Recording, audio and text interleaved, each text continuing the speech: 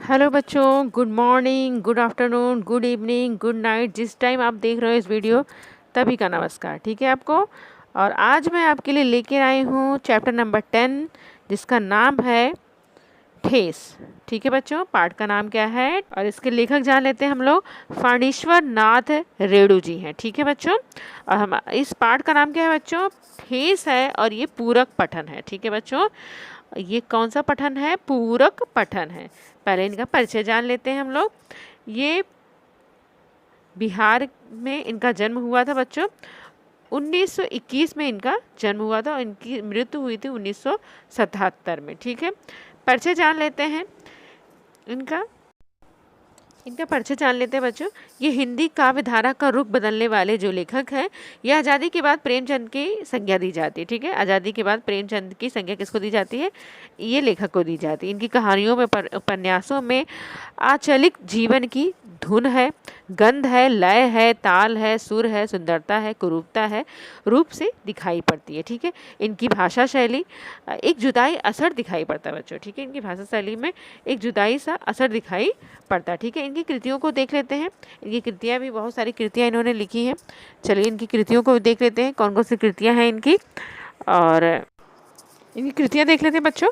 महिला आंचल है, पढ़ती परिकथा है, जुलूस है, उपन्यास है, एक आदिम रात्रि की महक है, ठुमरी है, अच्छे आदमी है, कथा संग्रह है, ऋण जल, धन जल, नेपाली कृति कथा है। ये सारी चीज़ें इनकी रचनाएं हैं बच्चों। ठीक है, चलिए देख लेते हैं गद्य संबंधी क्या है। इन्होंने बिहार के एक ग्रामीण जीवन का एक आधारित है। इस कहानी के माध्यम से कथाकार के ग्रामीण जीवन, सामाजिक संबंध, कारीगरी और कारीगरों के स्वाभिमान आदि के बड़े ही सुंदर ढंग से इन्होंने चित्रित किया है इस कहानी के जरिए। ठीक है बच्चों, चलिए देखते हैं, हम स्टार्ट करते हैं। खेती बाड़ी के समय गांव के किसान सिरचन की गिनती नहीं करते थे। लोग उनको बेकार ही नहीं बेगार समझते थे। बेगार शब्द यानी कि बिना मजदूरी किए जबरदस्ती का लिया गया काम को कहते हैं। ठीक है बच्चों, कठिन शब्द लिखते जाइए आप लोग। तो यहाँ पर खेती बाड़ी के समय जो था, गांव के जो किसान रहते थे, सिरचन एक व्यक्ति है जिसकी गिनती नहीं किया जाता। ठीक है, वो उसे क्या समझते थे? बेगार समझते थे। इसलिए खेत खलिहान की मजदूरी के लिए कोई नहीं बुलाने जाता था। यानी कि जब खेत का काम होता था तो कोई सिरजन को बुलाने नहीं जाता था। क्या होगा उसको बुलाकर? यहाँ पर क्वेश्चन किया जाता था, क्या होगा उसको बुलाकर, क्या करेंगे हम लोग उसको बुलाकर। ठीक है, दूसरे मजदूर खेत पहुंचकर 1/3 काम कर चुकेंगे, तब कहीं सिरचन राय हाथ में खुरपी डुलाता हुआ दिखाई पड़े। यानी कि किसी दूसरे मजदूर को बुलाते हैं यदि हम लोग, तो वो खेत पर पहुंच भी जाएगा, 1/3 से ज़्यादा काम कर भी चुकेगा, उसके बाद वो सिरचन क्या करेगा? खुरपी घुमाता हुआ। तो इससे अच्छा है कि हम उससे इंसान को बुलाए ही ना, जो इतना कामचोर हो। ठीक है, पगडंडी पर तौल तौल कर पाँव रखता हुआ धीरे धीरे, यानी कि पगडंडियों यानी कि दो खेतों के बीच में जो मेड़ बनाई जाती है, जाने का रास्ता बनाया जाता है, उसको कहते हैं पगडंडी। ठीक है, कठिन शब्द लिखते जाइए आप लोग। तो धीरे धीरे पाँव रखता है उस पर कौन? सिरचन। ठीक है, मुफ्त में मजदूरी देनी हो तो बात और है, यानी कि मुफ्त में मजदूरी करानी हो तो बात और है, लेकिन इस सिरचन से कौन काम कराएगा? पैसे भी देने पड़ेंगे और इतने धीरे धीरे काम करेगा, स्लो काम करेगा, तो इसे कौन काम कराएगा? ठीक है बच्चों, चलिए देखते हैं आगे क्या होता है। आज सिरचन को मुफ्त खोर, काम चोर या चटोर कह लो ले कोई। काम चोर यानी कि काम से जी चुराने वाला। ठीक है, एक समय था जब उसकी मड़ैया के पास बाबू लोगों की सवारियां बंधी रहती थी। मड़ैया यानी कि झोपड़ी के पास क्या बंधी रहती थी? बाबू लोगों की सवारियां बंधी रहती। उसे लोग पूछते ही नहीं थे बल्कि उसकी खुशामद भी करते थे। ठीक है, उसे लोग इतना पूछते थे, यानी कि उसका मान सम्मान काफ़ी था।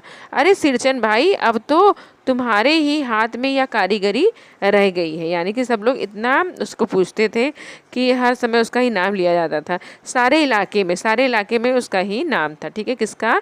सिरचन था। एक दिन का समय निकाल कर चलो, बड़े भैया की चिट्ठी आई है। शहर से सिरचन को एक जोड़ा चिक बनाकर भेज दो। यानी कि बांस की तीलियों से बना हुआ पर्दा को बोलते हैं, यानी कि बैम्बू स्क्रीन को बोलते हैं चिक। ठीक है बच्चों। तो यहाँ से बड़े भैया की चिट्ठी आई है कि शहर से, कहाँ से चिट्ठी आई है? शहर से, कि एक जोड़ा क्या मंगवाया उन्होंने? चिक बनवाकर भेजना है। किसको भेजना है? सिरचन को भेजना है। ठीक है, चिक यानी कि बांस की तीलों से बना हुआ पर्दा, यानी कि बैम्बू स्क्रीन को कहा जाता है। ठीक है बच्चों, आगे देखते हैं हम लोग। मुझे याद है मेरी माँ जब कभी सिरचन को बुलाने के लिए कहती तो मैं पहले ही पूछ लेता, भोग क्या क्या लगेगा। भोग क्या क्या लगेगा यानी कि सिरचन को बुलाना है तो उसे अच्छा खाना, अच्छा सब कुछ देना है, तो अपनी माँ से पहले ही पूछ लेते थे लेकिन यदि उन्हें बुलाना है तो क्या क्या भोग लगाओगे, यानी क्या क्या खाने में दोगी। किसको? सिरचन को, यानी कि उसका नाम बहुत था उस समय पर। ठीक है, आगे देखते हैं। मुझे याद है मेरी माँ जब भी कभी सिरचन को बुलाने के लिए कहती थी मैं पहले ही पूछ लेता था क्या क्या भोग लगाओगी उसे। माँ हंसकर कहती, जा जा बेचारा, मेरे काम में पूजा भोग की बात नहीं उठाता कभी। यानी कि जब भी मैं सिरचन को बुलाता हूँ तो कभी ऐसा वो नहीं कहता है, जब भी मैं बुलाता हूँ तो वो पूजा भोग की बात नहीं उठाता, यानी कि जो भी मैं उसे दे दूँ वो खा लेता है चुपचाप से। पड़ोसी गांव के पंचानंद चौधरी के छोटे बेटे को एक बार मेरे सामने ही बेपानी कर दिया था सिरचन ने। यानी किसको कर दिया था? पंचानंद चौधरी के छोटे बेटे को मेरे ही सामने बेपानी, यानी कि मुहावरा है बच्चों, अपमानित करना। लिख लीजिए आप लोग, बेपानी कर देना यानी कि अपमानित कर देना उसका अर्थ है। किसने कर दिया था बेपानी? सिरचन ने। तुम्हारी भाभी नाखून से काट कर तरकारी परोसती हैं और इमली का रस डालकर कढ़ी में हम मामली लोगों की घरवालियाँ बनाती हैं। यहाँ पर सिरचन जो है कहीं ना कहीं उसे अपमानित कर रहा है कि तुम्हारी जो भाभी है नाखून काट कर तरकारी में परोसती है, यानी कि तरकारी यानी कि सब्जी में डालती है, और इमली का रस डालकर क्या बनाती है? कढ़ी बनाती हैं, जो हमारी घरवालियाँ नॉर्मल जो लोग होते हैं उनके घरों में बनता है। ठीक है, हमारे घरों में तो बच्चों क्या बनता है? दही की कढ़ी बनती है ना, तो ये लोग कैसे बनाते हैं? इमली की कढ़ी बना रहे हैं। ठीक है, तुम्हारी भाभी ने कहाँ से बनाना सीखा है? कहीं ना कहीं वो टोन मारता है। कौन? सिरचन मारता है। किसको मारता है? पंचनंद चौधरी के छोटे बेटों को अपमानित करता है और उसे मारता है। ठीक है बच्चों, आगे देखते हैं। इसलिए सिरचन को बुलाने से पहले मैं माँ से पूछ लेता, क्या पूछ लेता? कि यही भोग में क्या क्या लगाने वाली सिरचन को। ठीक है, सिरचन को देखते ही माँ हुल सकर कहती यानी कि आनंद की उमंग। कठिन शब्द लिखते जाइए बच्चों, बहुत सारे कठिन शब्द आ रहे हैं इसमें। तो यहाँ पर सिरचन से बुलाने से पहले मैं माँ से पूछ लेता तो वो आनंद से क्या हो जाती? उमंग से भर जाती। आओ सिरचन, आज नैनू मत रही थी तो तुम्हारी याद आई। ठीक है, घी की खखोरन के साथ चूड़ा तुमको बहुत पसंद है। ठीक है, घी की खखोरन यानी कि घी को जब गरम करते हैं तो उसे बच जाती है जो खुरचन, उसको क्या कहते हैं? खखोरन कहते हैं। ठीक है बच्चों, समझ में आ गया होगा। तो जो घी की खुरचन बच जाती है गरम करने के बाद उसको क्या कहते हैं? खखोरन कहते हैं। चूड़ा के साथ उसे किसे पसंद था? सिरचन को बहुत पसंद था। और बड़ी बेटी ने ससुराल से संवाद भेजा था, उसकी ननद रूठी हुई थी मोथी की शीतल पाठी के लिए। मोथी की शीतल एक प्रकार की घास की चटाई होती है बच्चों, यानी कि मैट जिसको कहते हैं। ठीक है, एक प्रकार की घास की क्या होती है? शीतल पाटी, यानी कि घास की चटाई यानी कि मैट जिसे कहा जाता है। ठीक है, तो उसकी ननद रूठ गई है। किस चीज़ के लिए बच्चों? मोथी की शीतल पाठी के लिए रूठ गई है। ठीक है, बड़ी बेटी के ससुराल से संवाद भेजा गया है कि रूठ गई है। ठीक है, आगे देखते हैं हम लोग क्या होता है। सिरचन अपनी पनियानी जीभ को संभाल कर हंसता है। पनियानी यानी कि पानी से भरी हुई जीभ को संभाल कर हंसता है। कौन हंसता है? सिरचन। घी की सोंधी सुगंध सूंघ ही रहा हूँ काकी, नहीं तो इस शादी ब्याह के मौसम में दम मारने को भी छुट्टी कहाँ मिलती है। तो घी की सोधी खुशबू ले रहा है और कहता है काकी से, यानी कि उसकी माँ से कहता है कि नहीं, मैं शादी ब्याह के मौसम में मुझे दम मारने को छुट्टी, यानी कि मौज मस्ती करने को छुट्टी कहाँ मुझे मिलती है। ठीक है, आगे देखते हैं हम लोग क्या होता है। सिरचन जाति का कारीगर है। जाति का क्या है बच्चों? ये कारीगर है। मैंने घंटों बैठकर अपने काम करने के ढंग को देखा है। घंटों बैठकर उसके काम के ढंग को मैंने क्या किया है? देखा है। एक मोथी और पटेर को हाथ में लेकर बड़े जतन से उसका कुच्ची बनाता है।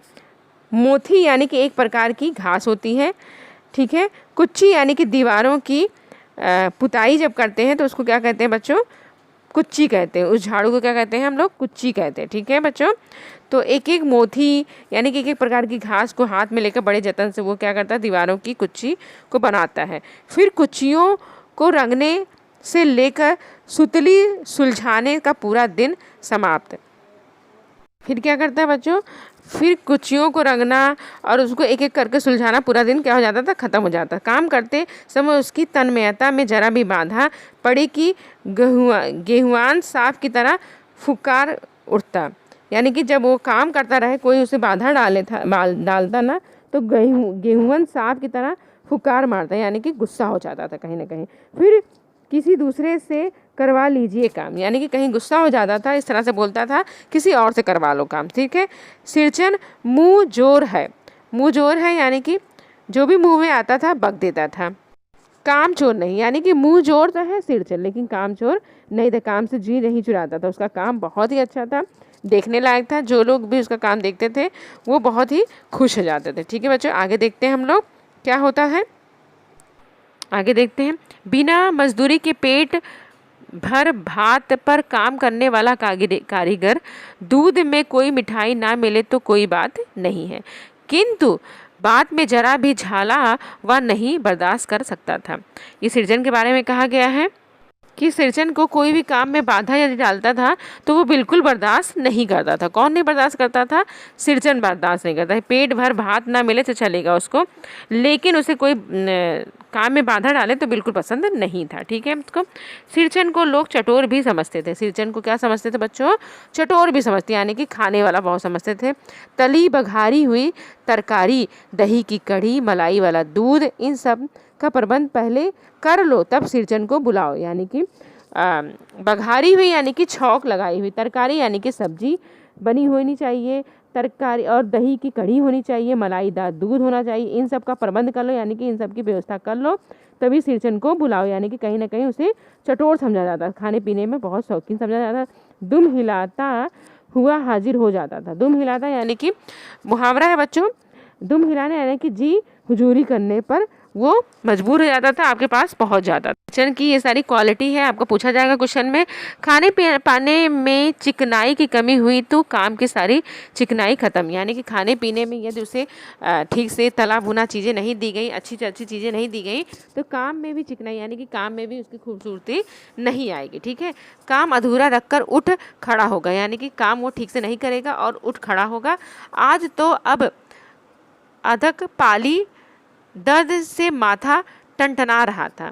अधक पाली यानी कि माइग्रेन के दर्द को कहा जाता है, सिर दर्द को कहा जाता है बच्चों। उससे माथा टनटना रहा यानी कि सिर में दर्द हो रहा था।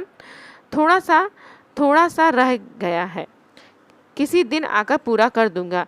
किसी दिन माने कभी नहीं, यानी कि कहीं ना कहीं सिरचन जो है कहता है कि मेरा सर जो है दर्द हो रहा है, किसी दिन आऊँगा और मैं इसे पूरा, यानी कि कभी नहीं आऊँगा। इस तरह से उसने प्लान कर लिया था कि मेरा सर दर्द हो रहा है और सर दर्द से फटा जा रहा है, मैं किसी दिन आकर इसे पूरा कर दूंगा। यानी कि वो झूठ बोल रहा था, कहीं ना कहीं वो कह रहा था कि मैं अब कभी नहीं आऊँगा, ठीक है बच्चों।